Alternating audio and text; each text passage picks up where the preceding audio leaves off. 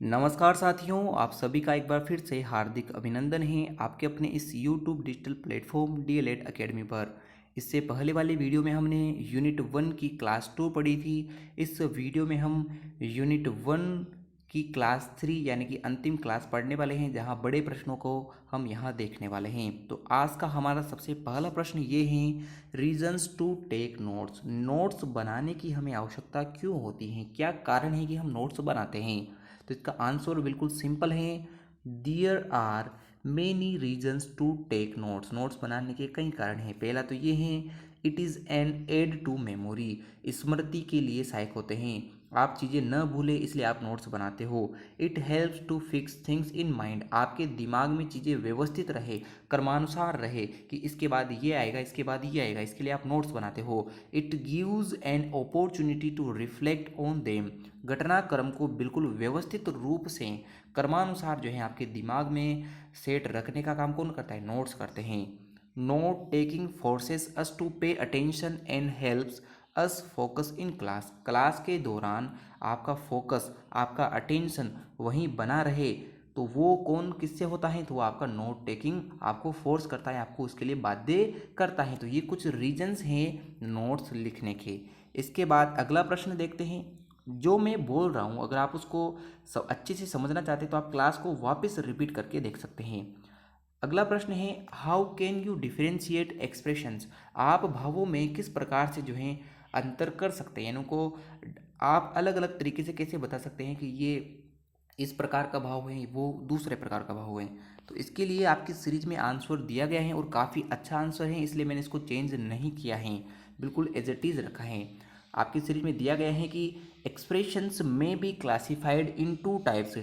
इनको जो है एक्सप्रेशन को, भावों को दो भागों में हम जो है संभवतया बांट सकते हैं। नंबर एक कौन सा है? Expressions having limited applicability and relevance. जो एक्सप्रेशन होते हैं, आपके जो भाव होते हैं, उनका एक सीमित प्रयोग होता है, उनका एक रिलेवेंस जो है, उनका जो रिलेवेंट थिंग है उनके बारे में वो लिमिटेड है। कैसे हैं? जिस समय भाव व्यक्त किया गया है, अगर आप उसी समय को जो आप रिएक्ट करते हो, उसी समय आप उनका प्रयोग करते हो, तो चीज़ें जो है काम में आएगी। वरना जो है एक्सप्रेशन बाद में, घटना के बाद में व्यक्त किए जाए तो किसी प्रकार के नहीं होते हैं। जैसे आप शॉपिंग करने गए, आपको कुछ चीज़ें चाहिए होती हैं, जब आप उस समय चीज़ें खरीदने टाइम पे बोलते नहीं हो, खरीद के आने के बाद चीज़ें बोलते हो कि ऐसी थी वैसी थी, तो ये चीज़ें जो हैं कोई सेंस नहीं बनाती हैं। यानी कि आपके भाव जो हैं सही समय पर व्यक्त होना चाहिए, इसलिए जो है भाव जो है लिमिटेड होते हैं, चाहे वो उपयोग के हिसाब से हो, चाहे वो प्रसंग के हिसाब से यानी घटना के हिसाब से हो। अगला है एक्सप्रेशंस हैविंग इमीडिएट रिलेवेंस। वही है, रिलेवेंस का मतलब होता है प्रासंगिकता, और इमीडिएट का मतलब होता है तुरंत। जिस प्रसंग में, जिस घटना में, जिस समय घटना घटित हुई, अगर आपने उसी समय एक्शन नहीं लिया तो जो है आप भावों को समझ नहीं पाएंगे। And so they are use frequently like shopping. जैसे आप शॉपिंग करने गए तो उस समय आप जो है फ्रिक्वेंटली यानी तुरंत हाथों हाथ जो है अपने भावों को एक्सप्रेस कर सकते हो। तो ये बात है कि आप भावों में अंतर कर सकते हो। अगला आपके सामने प्रश्न है, how can speed writing help us in taking notes. Notes बनाने के लिए तेज गति से लिखना आपकी किस प्रकार से सहायता कर सकता है? तो इसका आंसर भी बिल्कुल सिंपल है, थोड़ा सा कॉम्प्लिकेटेड आपकी सीरीज में दिया हुआ था तो मैंने उसको चेंज किया है, अपने शब्दों में लिखने का प्रयास किया है। तो यहाँ आपके आंसर बिल्कुल सिंपल हैं। Speed writing is immensely beneficial. Immensely का मतलब होता है बेहद, बेनिफिशियल का मतलब होता है फायदेमंद। तो स्पीड राइटिंग, तेज गति से लिखना, होता है बेहद फायदेमंद। To take down short notes. Short notes बनाने के लिए जो है तेज गति से लिखना आवश्यक होता है।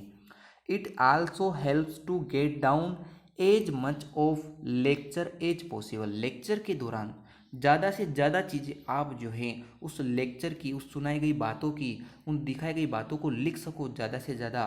तो उसमें सहायता कौन करता है? Speed writing. जिस व्यक्ति के हाथ बहुत तेज चलते हैं वो ज़्यादा से ज़्यादा मैटर लेक्चर के दौरान कवर कर पाएगा। तभी तो आप कहते हैं ना कि मेरे नोट्स जो हैं छूट गए। क्यों छूट गए? क्योंकि आपकी स्पीड राइटिंग कम थी, आपके लेखन की जो गति है, आपके जो हाथों की मूवमेंट हैं वो कम थी।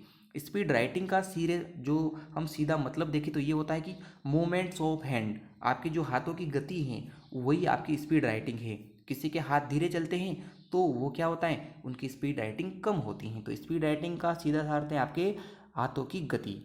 तो मैंने आपको बताया कि ये इमेंसली बेनिफिशियल है, बहुत फ़ायदेमंद हैं शॉर्ट नोट्स बनाने में। और दूसरा, लेक्चर के दौरान जितना ज़्यादा पॉसिबल हो सके उतने ज़्यादा जो है नोट्स आप अच्छे प्रकार से बना पाओगे। Speed writing is short and system, ये सबसे शॉर्ट एंड यानी कि सबसे जो छोटा संक्षिप्त सिस्टम हो सकता है वो है, इन विच इसके अंदर the writer can take fast, जो राइटर है लिखने वाला है, can take fast and accurate notes, सही और सही गति से नोट्स बना सकता है इन मीटिंग्स के दौरान। आप कहीं सेमिनार में गए, आप कहीं क्लास में गए, उन मीटिंग्स के दौरान आपको नोट्स बनाने, कुछ चीज़ें लिखनी है, अगर आपकी हैंड राइटिंग आपकी जो हैंड स्पीड है वो अच्छी है तो आप जो है अच्छे प्रकार से और सही नोट्स बना पाओगे। This is an easier to learn system, ये जो है आसानी से सीखने का एक सिस्टम है।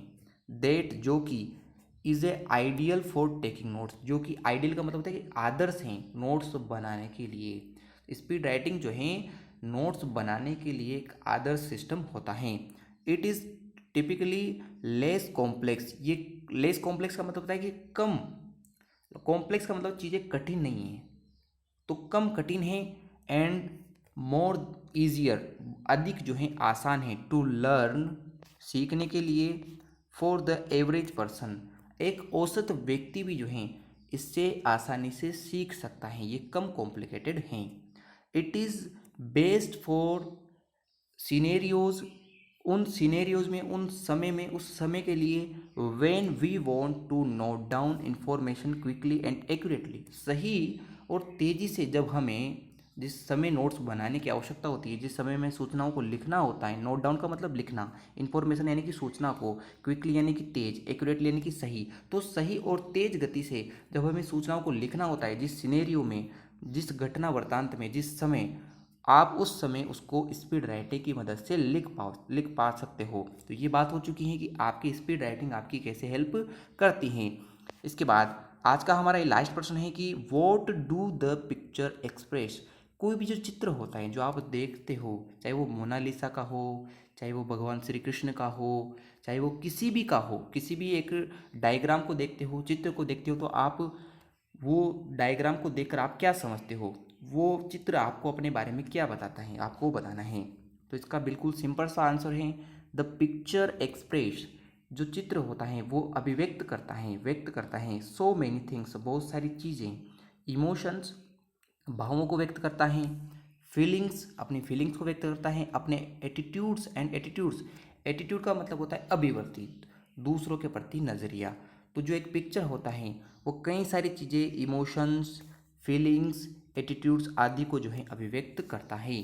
Photography is unique way, photography is unique way, photography यानी जो फोटो क्लिक करना है वो एक यूनिक तरीका है ऑफ एक्सप्रेसिंग, ये बताने का, वॉट हैपन, कि क्या घटित हुआ, इन दैट मोमेंट, उस समय जब वो फ़ोटो क्लिक किया गया। जब भी आप फ़ोटो देखते हो उस फोटो से आपको क्या पता चलता है कि जिस समय वो फ़ोटो खींचा गया उस समय जिसका फ़ोटो खींचा उस समय फीलिंग्स कैसी थी, उस समय इमोशंस कैसे थे, उसका एटीट्यूड कैसा था, तो आप वो उस फोटोग्राफ से समझ पाते हो।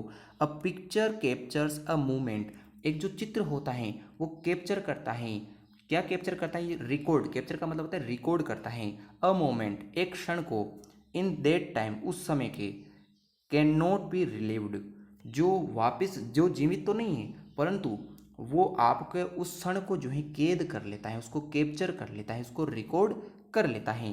A picture can have many different meaning, एक जो चित्र होता है वो कई अर्थ रख सकता है, क्यों रख सकता है, टू ईच पर्सन, अलग अलग व्यक्तियों के लिए, प्रत्येक व्यक्ति जो है अपने हिसाब से चित्र को देखकर कोई भी जो है मीनिंग, कोई भी अर्थ जो है वो ले सकता है। Because every one has their own opinion, खुद के जो है ओपिनियन रखता है, खुद के एक सुझाव रखते हैं, अबाउट द पिक्चर्स, पिक्चर्स के बारे में, मीन्स टू यू।